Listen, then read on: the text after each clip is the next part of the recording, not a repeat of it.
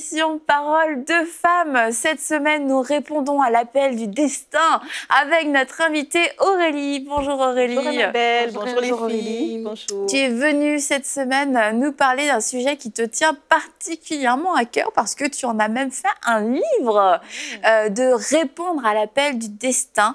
Et donc j'en profite aussi pour dire que tu as écrit un livre qui s'appelle Choisis. Est-ce que tu veux nous dire deux mots sur ce grand projet, ce grand rêve que tu as réalisé? Oui, en fait, Choisis, c'est vraiment... en fait, c'est mon histoire, c'est l'histoire de la reine Esther, donc c'est l'histoire de chaque femme. Et c'est vraiment un appel de Dieu, en fait, pour chaque femme à entrer pleinement dans ce pourquoi elle a été créée. Donc c'est vraiment ça, à découvrir son identité. On a parlé de royauté, donc, et à rentrer dans le plan de Dieu, le plan spécifique que Dieu a pour sa vie dans cette saison. Vraiment. Et ton livre sort officiellement demain. Yes. Donc félicitations. Merci Aurélie. Beaucoup. Et il sera disponible sur EMCI Boutique, le livre Choisis. Et cette semaine, on va en parler comme on l'a déjà dit hier, mais on ne va pas pouvoir tout détailler ton livre. Et c'est une bonne chose et c'est pour ça qu'il faut aller l'acheter d'ailleurs. Oui, tout à fait. Mais pour répondre à l'appel du destin, parce que nous avons été choisis, nous avons été appelés, on va voir aujourd'hui que nous avons besoin de certaines personnes, des personnes que Dieu met sur notre route, des personnes qui sont des relations de destinée. Oui, tout à fait. Donc, on a vraiment besoin de personnes, je dirais, des mentors, des parents spirituels, des amis. En fait, on a besoin de différentes personnes sur le chemin, justement, de la route de notre destinée. Et par exemple, dans notre cas, on peut parler de Mardoché, parce on a parlé d'Esther. Donc, on peut parler de Mardoché parce que souvent, on parle beaucoup d'Esther, de sa royauté, etc. Et ça a l'air très féerique, mais on oublie qu'il y a Mardoché en arrière, en fait. Et que Mardoché, pendant tout le long, en fait, du début à la fin de l'histoire d'Esther, Mardoché est présent. Donc, on le voit, c'est lui qui l'a élevé, c'est lui qui en a pris soin. Il est vraiment ce papa adoptif, littéralement, il a adopté comme sa fille. Non seulement ça, il en a pris soin, il a éduqué, il lui a enseigné certaines choses, et je suis sûre qu'il lui a enseigné la parole de Dieu, hein, la loi à l'époque. Et donc c'est ça. Donc, du début à la fin, Mardoché l'accompagne à chaque étape, chaque saison, je dirais, de la vie d'Esther. Même quand elle était déjà devenue reine, Mardoché était toujours là.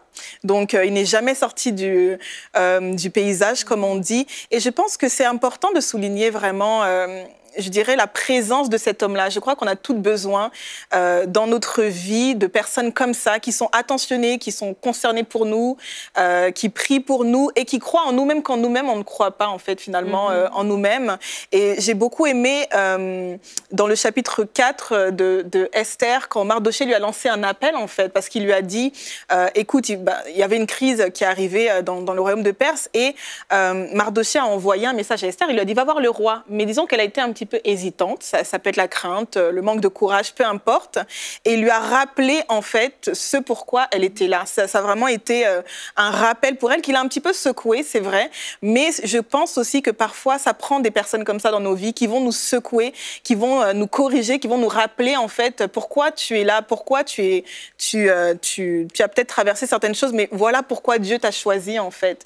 Donc c'est ça. Oui, je pense que les relations, on parle de relations de destinée parce que c'est vraiment des connexions divines. C'est vraiment des relations que Dieu a appointées pour nous, pour une saison, parfois pour une vie, et qui sont très, très importantes, qu'il faut pas prendre pour acquis, qu'il ne faut pas négliger, en fait. Oui, absolument. Surtout quand, quelquefois, en grandissant, si on prend par exemple une figure paternelle qui peut être vraiment un père ou un oncle, aussi un pasteur, quelquefois en grandissant, en entrant, en devenant peut-être plus mature, on peut faire cette erreur de croire qu'on n'a plus besoin de ce genre de personnes dans nos vies parce que c'est bon, je suis assez grande, donc je n'ai plus besoin d'avoir un père, d'avoir un mentor, d'avoir un guide, d'avoir une personne qui a un droit de parole dans ma vie, parce qu'on se dit, c'est bon, je suis assez, je me suis émancipée, mais en fait, lorsqu'on s'émancipe spirituellement, il y a le danger aussi de s'isoler.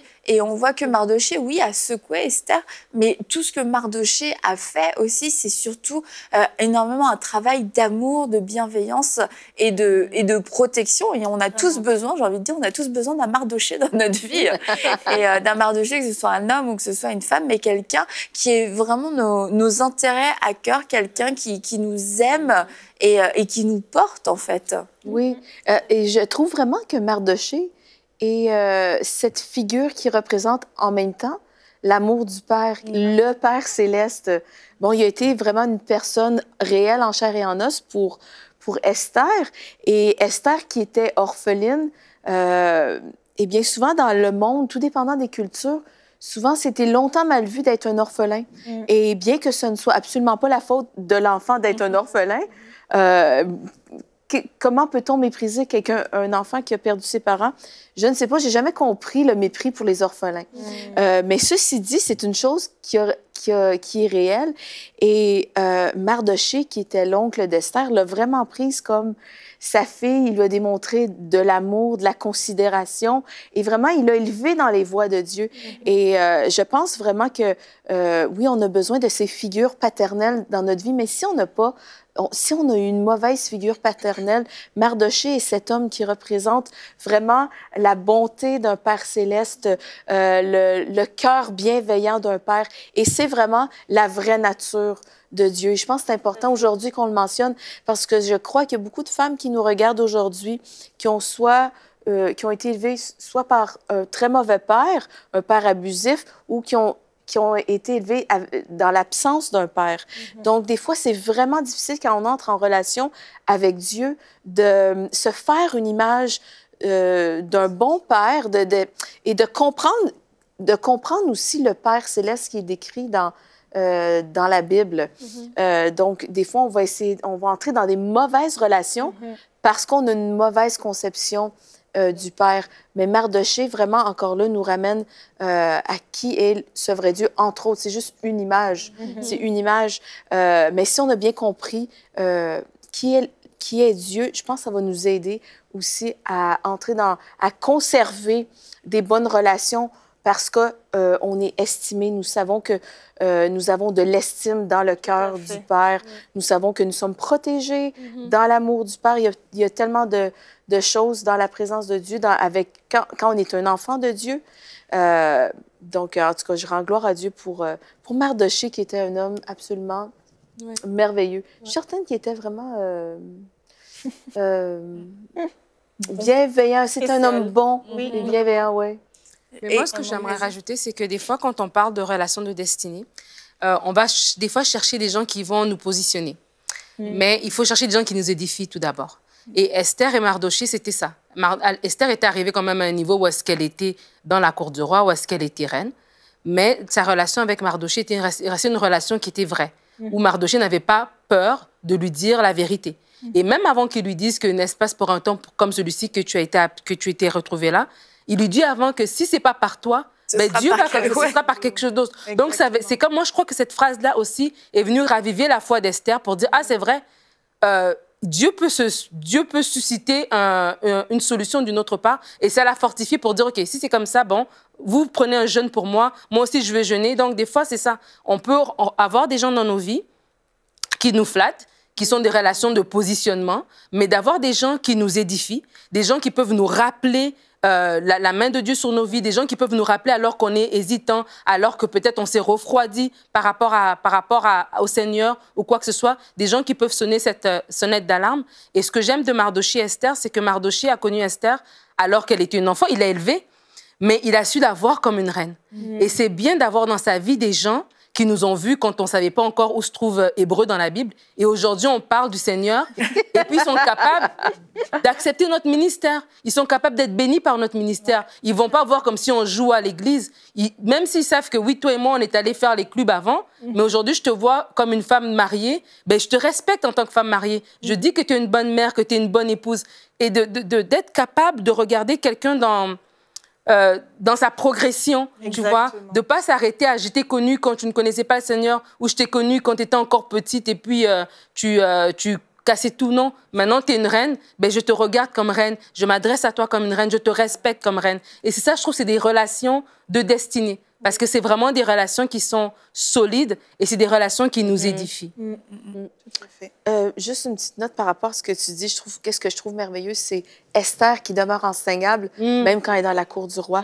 Elle prend vraiment les conseils de Mardoché. Elle aurait pu s'enfler la tête et dire, ben, écoute, Mardoché, j'ai plus besoin de toi. Je pense que entre toi et moi, il y a quelqu'un qui a réussi dans la vie, mais vraiment.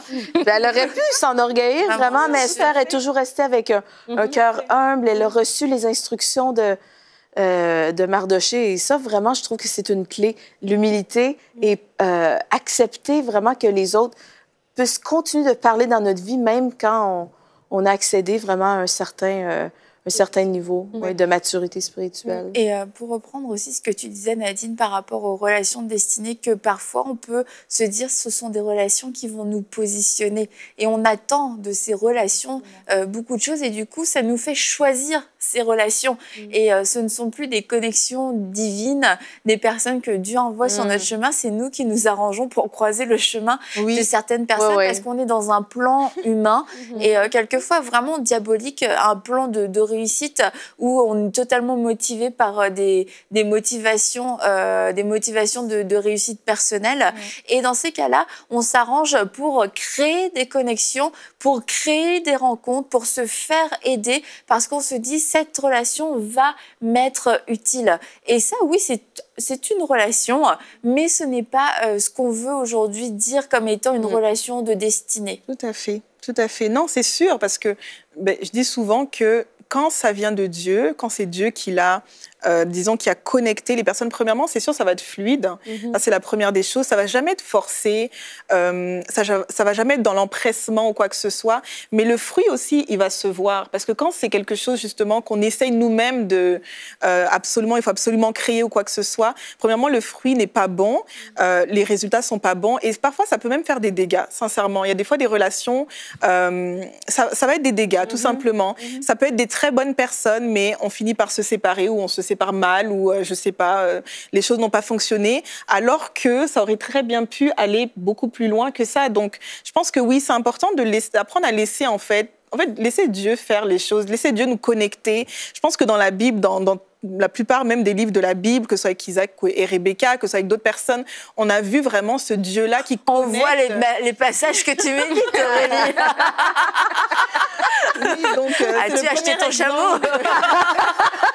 Donc, c'est le premier exemple qui m'est venu, mais non, on le voit vraiment dans tous les exemples, Paul et Barnabas et compagnie. Donc c'est vraiment ça. Ça nous montre que c'est Dieu, le Dieu vraiment qui connecte en fait les personnes.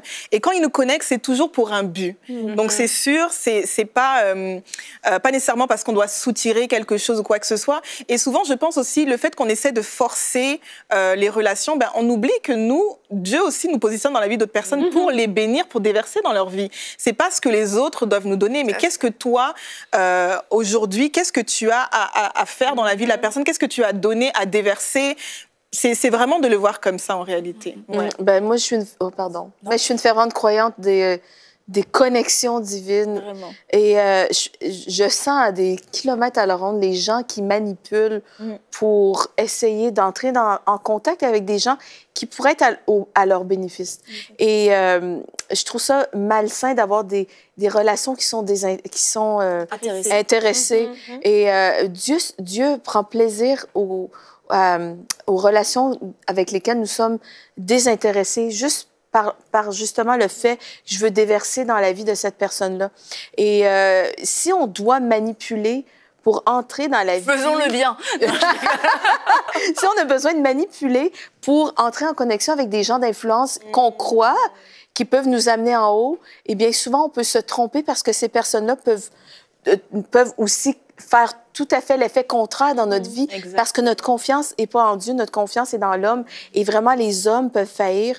Et si ces relations-là sont mal établies au départ, si c'est créé par moi, eh bien, après, c'est pas destiné à une réussite. N'importe qui, le diable peut venir s'en mêler. Exact. Et vraiment, ça peut concourir à beaucoup de mal et ça peut faire des dégâts, comme tu dis, Aurélie. Donc, vraiment, nous, toute notre vie, mon mari et moi, on a laissé Dieu faire les connexions divines. Et franchement, je trouve que Dieu, c'est un Dieu surnaturel. Si on fait confiance à Dieu pour notre vie, si on a confiance dans le plan de Dieu pour notre vie, on n'aura pas besoin de manipuler les gens pour entrer en relation avec eux. On sait que c'est Dieu qui va le faire.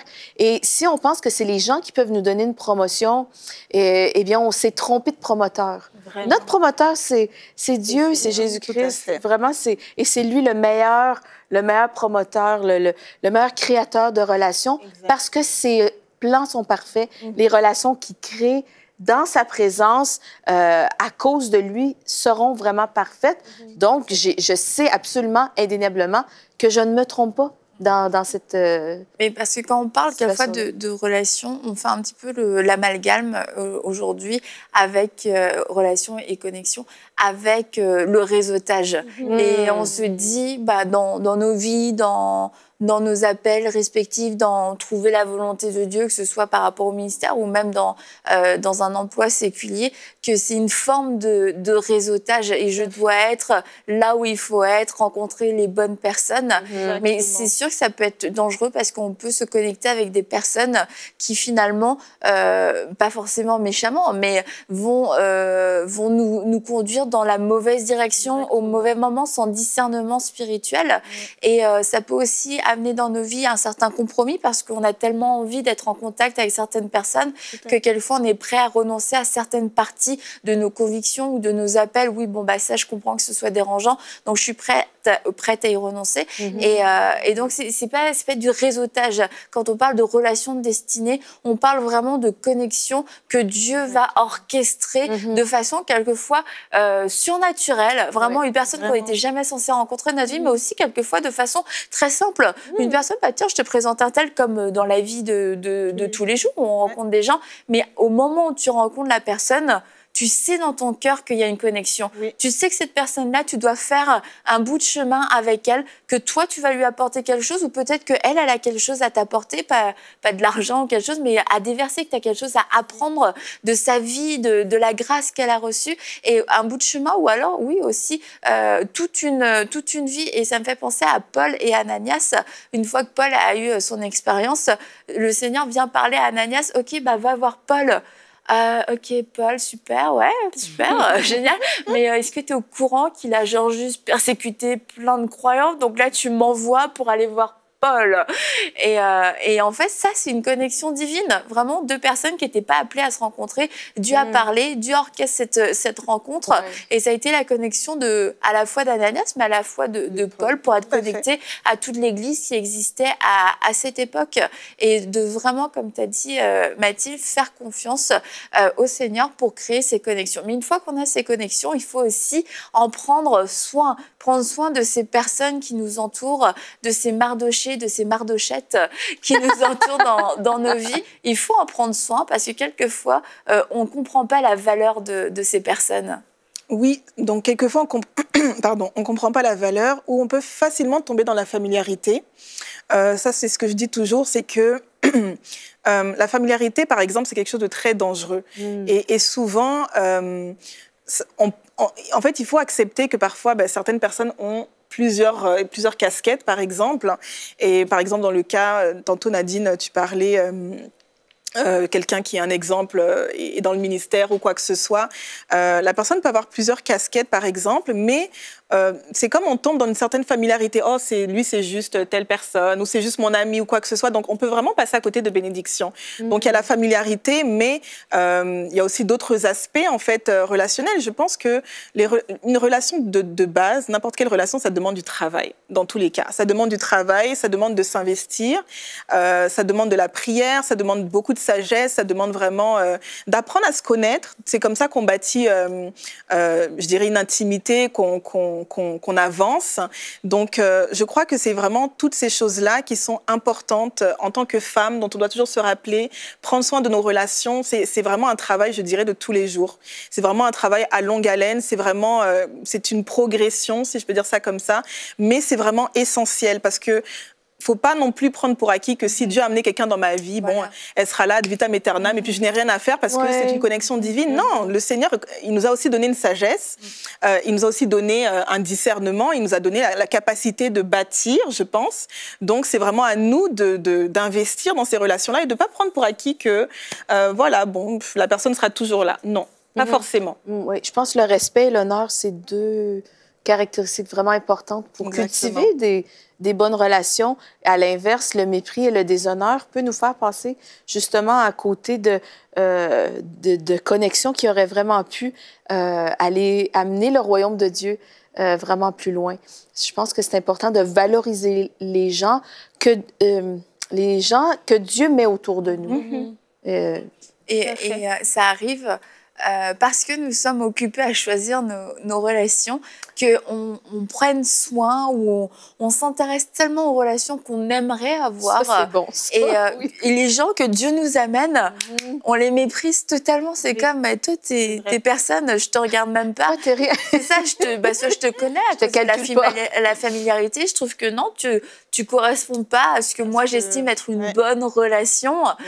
Et du coup, on investit tellement à l'extérieur, on investit tellement dans tous les étrangers qui passent et qui ne veulent pas de nous pour les convaincre qu'on est la meilleure relation du siècle pour eux, qu'on méprise et qu'on oublie totalement ces gens qui sont là et qui ne demandent juste des relations qui ne demandent juste à être activées que par notre intérêt. Finalement, à dire, OK, je sais que tu existes, il y a une relation divine que Dieu veut faire, et parce que quelquefois on a vraiment les yeux de la chair qui s'activent, on méprise totalement ces personnes autour de nous. Raconte, Nadine, quand tu m'as méprisée. Vas-y, dis-le. C'est pas vrai. Non, mais pendant que vous parliez, j'étais restée sur le cas de Rebecca dans ma tête, en fait. Ah ouais, c'est dément, hein. Parce que l'importance dans les connexions divines, c'est que nous, on a déjà une façon de réfléchir. Mais on ne sait pas que la relation, elle doit venir trouver aussi un cœur qui est disposé, qui est sur la même longueur d'onde que ce que Dieu a à mettre dans notre vie. Je ne sais pas si je me fais comprendre. Donc, Rebecca, elle était cette personne aimable, cette personne attentionnée, que quand le serviteur d'Abraham l'a vue, elle faisait ce qui était dans son naturel. Et c'est de son naturel qui est venu rencontrer ce que ce monsieur cherchait. Donc, c'est comme si nous, on a déjà quelque chose. Puis, il y a quelqu'un quelque part qui a comme l'autre moitié de ce puzzle-là. Et c'est que ces deux moitiés-là doivent se rencontrer. Mais peut-être que si elle, Rebecca, elle avait déjà ses vues sur, je ne sais pas moi, le fils du roi du village. Elle n'aurait pas voulu donner à boire à ce monsieur-là. Mais si c'est parce que c'était de son naturel, elle se disait peut-être c'est juste un truc anodin, normal, mais c'est venu rencontrer quelque chose chez l'autre personne. Donc, de la même manière, peut-être que nous, on se dit que notre avancement, notre destinée, c'est dans notre travail, dans notre progression. Donc, il faut que j'aille parler à la directrice, au VP, à celui-ci, à celui-là. Alors que peut-être le Seigneur, il a un appel de ministère sur notre vie. Alors, on méprise peut-être d'autres personnes qui sont dans notre église, la femme de notre pasteur ou la responsable de notre ministère, ne sachant pas que notre destin, il est là. Et la familiarité, oui, on peut être familier avec les gens. Moi, je le dis, mon mari, il est homme de Dieu. Ben, il n'y a pas plus familier que ton conjoint. Mais ce n'est pas parce qu'on est familier que j'oublie ce chapeau ou ce revêtement qu'il a, tu vois. Quand vient le temps de prier, on va prier. On est là, on n'est plus mari et femme. Là, si j'ai besoin d'une parole ou quoi que ce soit, je viens vers lui comme ça. Et ça, c'est quelque chose qu'on doit développer en tant qu'humain. Tout à fait. Parce qu'on a nos enfants, on a nos conjoints, on a nos parents, on a nos amis. On doit être capable de les voir comme dans leur position de ce que Dieu a mis sur eux, comme aussi nos amis. Donc, Annabelle est mon amie. Oui, on peut se texter puis on peut rigoler, mais quand vient le temps de travail, ben c'est ma supérieure au travail. Exactement. Là, on est dans le cas du travail. Et là, on rigole pas. Et donc, c'est super important parce que des fois, si on se laisse aller, nous-mêmes, on perd parce que l'autre personne n'est pas capable de nous donner au niveau où nous, on n'est pas allé le chercher. C'est ça. Il va rester à ce niveau familier, mais quand on vient vers lui à un autre niveau, ben, cette personne, automatiquement, elle est obligée de monter de niveau pour déverser aussi ce qu'elle a pour nous, en fait. Exactement. Et dans nos relations aussi, il y a des. T'en as parlé rapidement, Aurélie, tout à l'heure. Il y a des relations de saison, non pas parce qu'on est changeant, parce qu'on jette les gens, mais vraiment parce qu'il y a des relations qui sont là pour un temps, puis après chacun fait son chemin. Il n'y a pas de douleur particulière, il n'y a pas d'abandon, c'est pas parce qu'il y a eu une trahison, c'est vraiment parce que les choses suivent leur cours et que naturellement les chemins se séparent. Et donc, comment est-ce qu'on peut gérer ce genre de relation saisonnière? Ben, moi, je pense que c'est vraiment Enfin, premièrement, souvent, ces relations-là, c'est pas comme si on les reconnaît comme saisonnières, déjà, quand elles se présentent. Ah oui, toi, c'est pour 2 mois, ça, je le sens. on les reconnaît vraiment pas comme ça. Et je pense que c'est souvent vers la fin où on commence peut-être à décerner que, ah, OK, bon, peut-être cette personne-là, le temps, en tout cas, le temps est arrivé, disons, peut-être de se séparer. Mais je pense qu'en tout temps, c'est vraiment d'avoir la perspective de Dieu, c'est vraiment de s'attendre au Seigneur, en fait. Parce que si on le fait pas, ben, c'est vraiment de faire confiance à Dieu. Parce que sinon, on commence à s'accrocher à quelque chose qui doit partir ou qui doivent suivre son cours et on essaie peut-être de forcer, de se dire ok, il faut absolument que la personne reste parce que peut-être je me suis attachée ou peut-être que je suis allée un peu trop loin ou peu importe la raison. Donc moi je dirais que c'est vraiment en fait de toujours remettre nos relations entre les mains du Seigneur. Souvent je vois vraiment comme on essaie des fois de s'agripper aux choses, de s'accrocher aux personnes, de s'agripper, mais c'est vraiment de réaliser que les personnes, c'est le Seigneur qui les amène dans nos vies. Peu importe que ce soit saisonnier, que ce soit pour toute une vie. Et nos relations, en fait, elles ne nous appartiennent même pas, at the end of the day. C'est pas à moi, c'est pas quelque chose que je dois agripper, mais c'est vraiment, c'est à Dieu, en fait. Et quand on a cette perspective-là, ben, on apprend tout simplement à laisser aller, tout simplement. Relâcher. Vraiment, à relâcher. Lâcher prise, je pense que c'est un bon mot dans ce cas-là. En tout cas, c'est certain que nous ne sommes pas appelés à marcher seuls et que si on marche seul aujourd'hui, c'est peut-être qu'on a manqué de discernement. Et je crois que c'est encore le temps aujourd'hui que vous puissiez vous mettre devant Dieu et dire « Seigneur, ouvre-moi les yeux pour que je vois ces personnes que tu m'amènes, ces personnes qui sont appelées à marcher avec moi, que je suis appelée à aimer et qui vont aussi m'aimer. Et ensemble, on va pouvoir te servir, ensemble, on va pouvoir être plus forts. » Et il y a un cœur disposé à recevoir ces personnes, à les voir, même si ce sont des personnes qu'habituellement vous ne considérez pas. Ce sont des associations divines que Dieu veut faire, que Dieu veut orchestrer dans votre vie. Alors soyez prêts, ouvrez vos yeux et surtout ouvrez vos cœurs parce qu'un Mardoché dans une vie, ça peut changer absolument tout le cours de votre vie. C'est sûr qu'un jour, il va vous nourrir, le lendemain, il vous fait un câlin, le jour d'après, il vous encourage et puis le 5e jour, il vous rouspète. Mais ça fait partie aussi des relations et c'est une bonne chose que quelqu'un puisse de temps en temps nous rouspéter, nous remettre les idées en place. Donc ne fuyons pas ces relations parce que nous avons peur d'être confrontés, mais acceptons-les car elles viennent de Dieu et elles sont bonnes. Et on se dit à demain pour une prochaine émission de Paroles de Femmes.